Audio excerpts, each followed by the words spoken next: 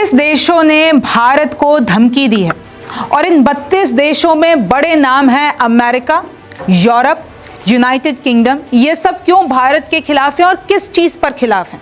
और literally NATO countries ने ये बोला है कि we will hit India hard. देखिए, विल हिट हार्ड। अब इस नेटो है, उसने भारत को क्या धमकी दी है? दूसरा देख लीजिए, रूस के विरोध में ये वेस्टर्न अलायंसेस क्यों हैं? आखिरकार रशिया और यूक्रेन की जंग में ये नया मोड़ क्या आया है? तीसरा देखिए, यूएस के कारण भारत को अब क्या बड़ा नुकसान होने वाला है? क्या सैंक्शंस लगने वाले हैं?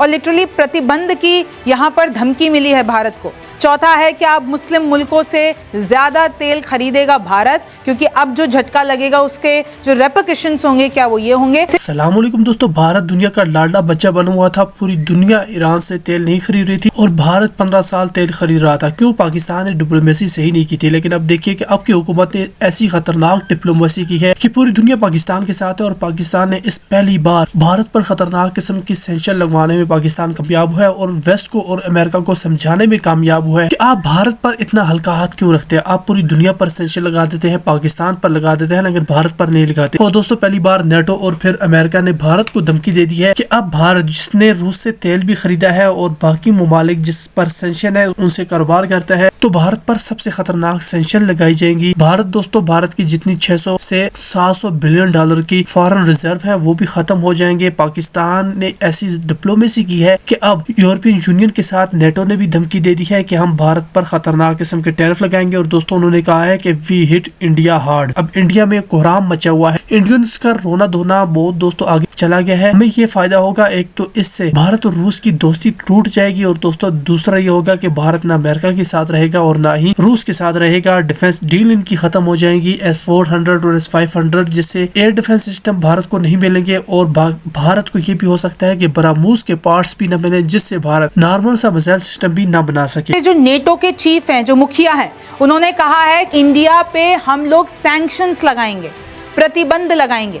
हमेशा आपने देखा होगा ये जो नेटो कंट्रीज हैं, अमेरिका है और America being the founding member, कि ये लोग रशिया पे सैंक्शंस लगाते हैं, ये लोग ईरान पे सैंक्शंस, इंडिया पे भी लगाएंगे।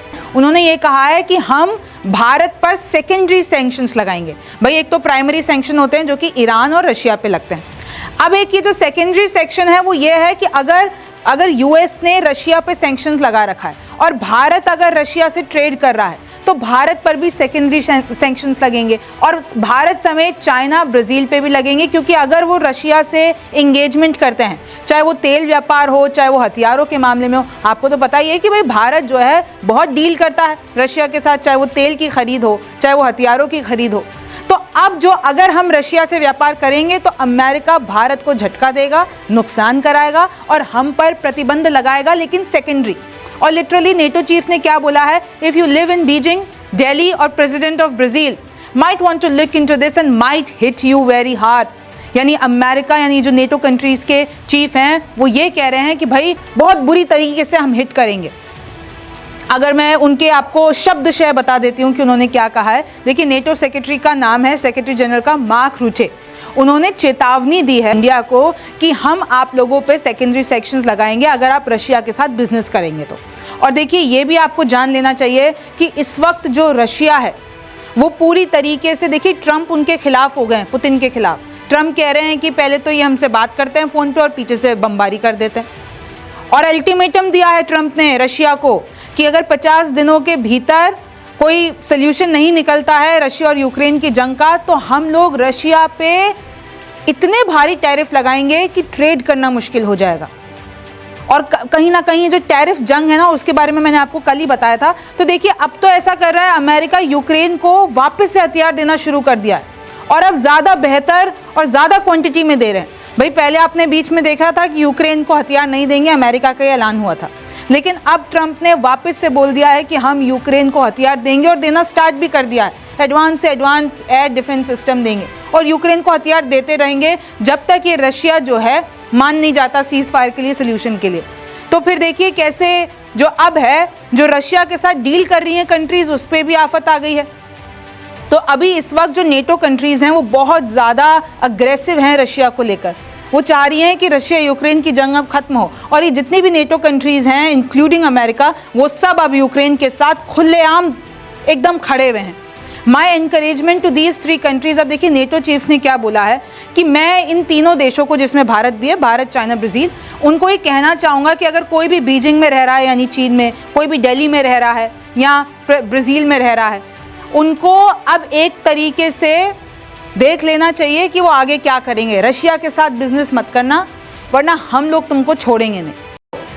यूक्रेन के साथ जंग रोक दो, वरना कहीं ना कहीं हम लोगों का बिजनेस खतरे में आ जाएगा, हम लोग कमा नहीं पाएंगे, हमारे लाखों करोड़ों रुपए जो है वेस्ट हो जाएंगे। तो देखिए इस तरीके से पूरी डिप्लोमेसी। अब आप देखिए, मैंने आपको कल ही बताया था कि कैसे यूएस ने चीन रूस के साथ सबसे बड़ी जंग का ऐलान कर दिया है, और उसमें भारत का क्या, आप देखिए आपको पता चलेगा कि किस तरीके से जापान और ऑस्ट्रेलिया को भी ट्रम्प साथ लाने की बात कर रहे हैं।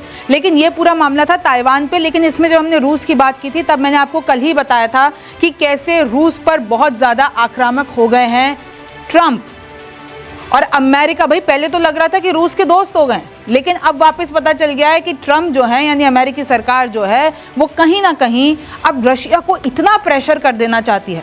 एक प्रेशर ये कर देना चाहती है कि 50 दिनों में तुम ये सीज फायर कर दो, वरना हम तुम्हारे साथ टैरिफ जंग करेंगे और तुम पे भारी भरकम टैरिफ लगाएंगे।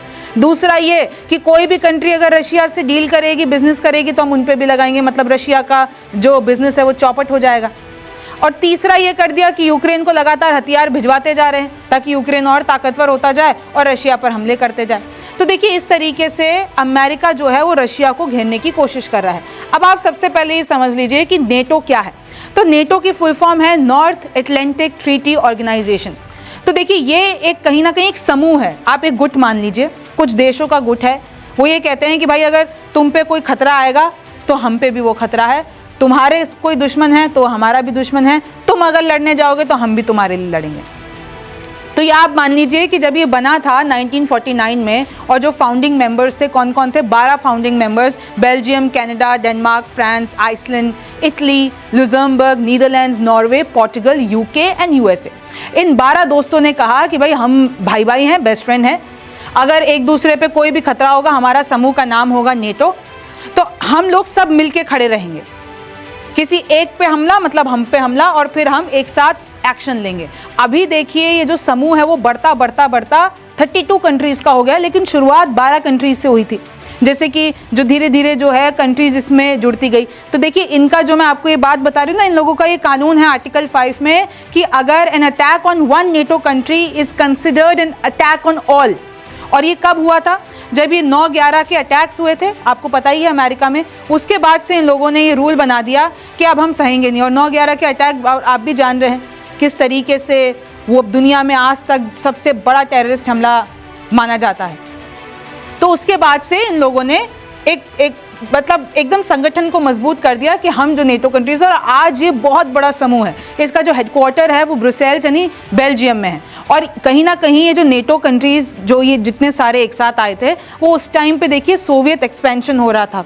जो सोवियत तो भाई गिर गया, फिर रशिया बन गया, लेकिन जब ये जो पोस्ट वर्ल्ड वॉर था तो उसमें सोवियत एक्सपेंशन इतना हो रहा था, तो उसके खिलाफ में इन लोगों ने वेस्टर्न अलायंस के नाम पर एक पूरा एक समूह बनाया था। तो देखिए अब ये जो नेटो कंट्रीज हैं बहुत ताकतवर मानी जाती हैं, और यूक्रेन भी बहुत वक्त से कह रहा है कि भाई हमें अपना साथी बना लो या हमें जो कंट्री, लेकिन इससे रशिया को दिक्कत है, रशिया नहीं चाहता कि भाई नेटो कंट्री बने। लेकिन फिर भी मैं आपको बता देती हूँ कि लेकिन नेटो कंट्रीज यूक्रेन को पूरा समर्थन करती हैं, पूरा सिक्योरिटी के लिहाज से, फंड के लिहाज से, हथियारों के लिहाज से, डिप्लोमेसी, पॉलिटिक्स, सब में जो है यूक्रेन को इन 32 देशों का साथ मिला हुआ है। मैं ज़रा आपको एक बार जल्दी से नाम ले लेती हूँ। Albania, Belgium, Bulgaria, Canada, Croatia, Slovakia, Denmark, Estonia, Finland, France, Germany, Greece, Hungary, Iceland, Italy, Latvia, Lithuania, Portugal, Poland, Norway, Slovakia, United States, United Kingdom. तो ये 32 कंट्रीज ऐसी हैं जो कि नेटो संगठन का हिस्सा है। अब नक्शे पे भी बता देती हूँ। देखिए आपको ये जहाँ पे डार्क ब्लू दिख रहा है ये रशिया है। तो रशिया के खिलाफ मतलब उस टाइम पे सोवियत हुआ करता था, तो ये जितना भी वेस्टर्न अलायंस है इन्होंने अपने आप को नेटो कंट्रीज़ के रूप में बांध दिया। आइसलैंड, वो वहाँ पर यूएस, स्वीडन आप देख सकते हैं, नॉर्वे, फिनलैंड, लाटविया, पोलैंड, माफ़ कीजिएगा स्वीडन नहीं है, रोमानिया, टर्की, तो इन सब ने अपना एक गुट बना लिया। और देखिए धीरे धीरे अभी इतनी ताकतवर हो गई है कि अब भारत को भी धमकी दे रहे हैं। और आपको पता था कितना व्यापार जुड़ा हुआ है